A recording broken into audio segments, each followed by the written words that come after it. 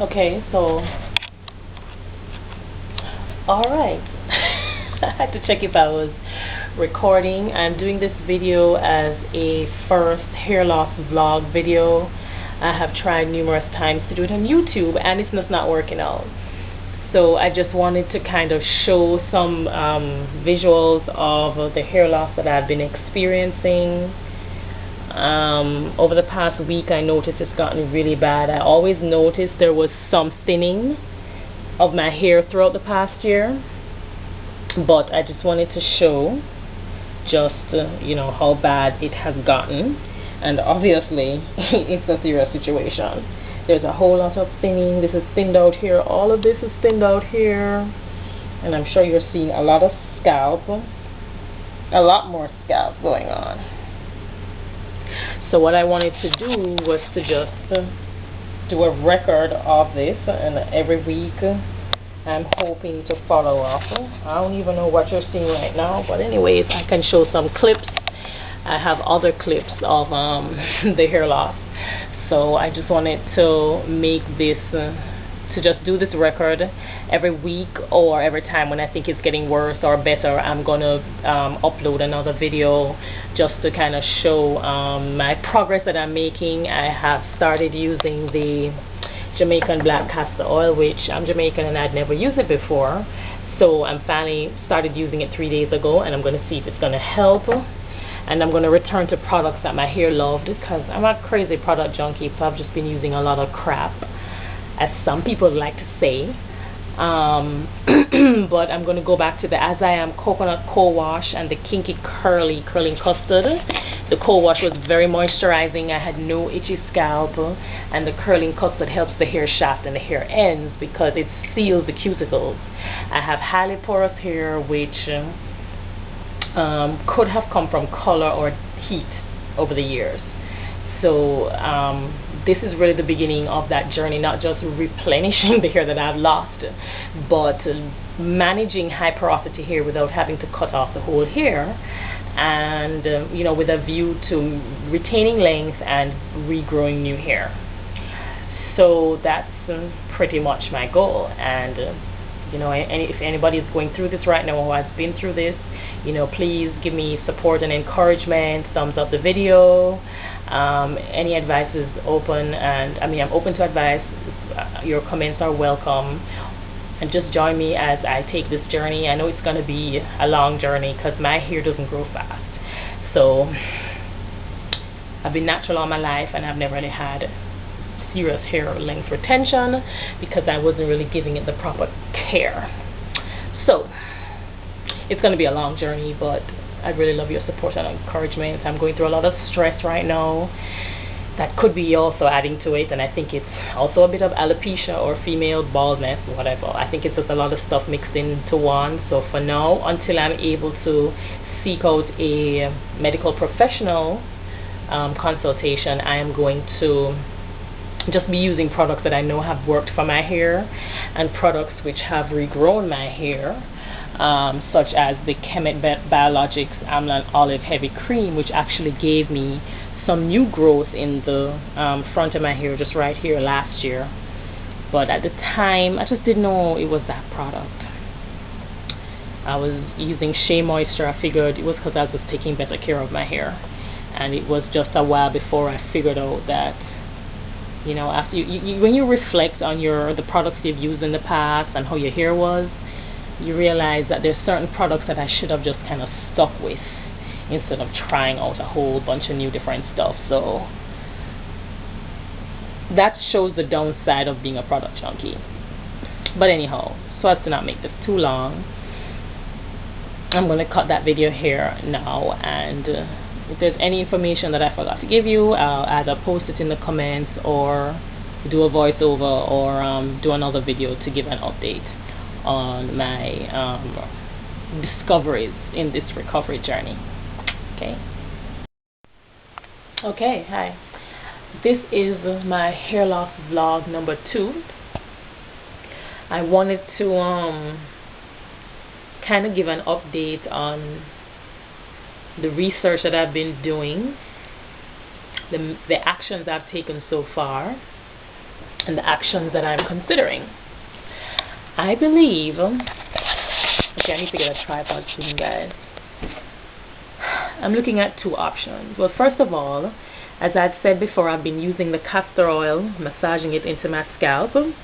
I don't know if there's really any difference yet. It's probably just been a week of using the castor oil.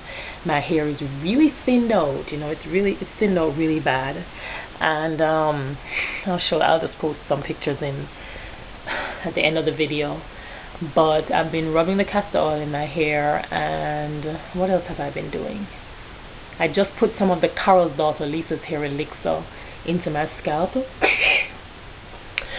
and the peppermint has definitely helped with the itching, because the itching has not been reduced.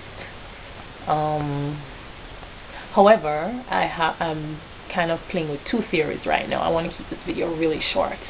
The first thing is, do I do a master cleanse using some maple syrup, which has to be organic, and I'm not even sure if this one is. Alright, so I am back again because my memory ran out or something. So the two theories I was contemplating, I've been contemplating two forms of natural treatment of this hair loss. It's obviously alopecia, but am I going to, I can change my diet, I can use the castor oil and any other oils and herbs and Ayurvedic medicines that I've already researched that will restore hair. However, this could be an underlying problem. I could do, so there are two main theories I'm considering. Doing the lemonade cleanse or the master cleanse to completely bring everything in my body back to equilibrium, to just heal my body. That's 10 to 40 days of, I think most people should know the lemonade cleanse by now. You're mixing the maple syrup with lemons and cayenne pepper, and you're going to also do a laxative tea at night and a salt water flush in the morning, and you do that for minimum 10 days, maximum 40 for, you know, severe illnesses. Of course, it's natural health. Nothing has been, you know, approved by the medical or pharmaceutical or the FDA, anything like that. This is just natural holistic health, which some people really have found that they had to resort to that because nothing else could help them.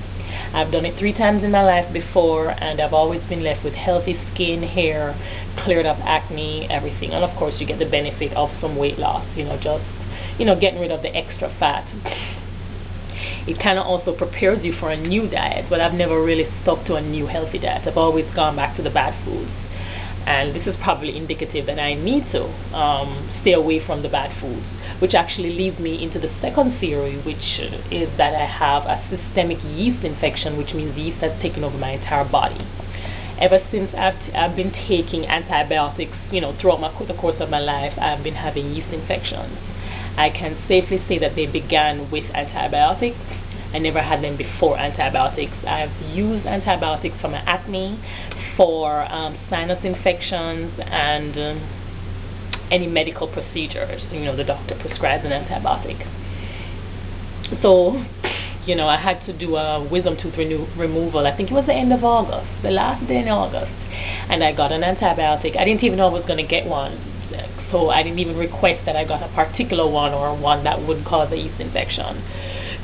You know, I was already out of it, and my friend who took me filled the prescription. I'm like, oh my gosh, I didn't know I was supposed to do an antibiotic. I should have spoken with him, consulted with a doctor, and tried to get him to prescribe one that wouldn't cause a yeast infection.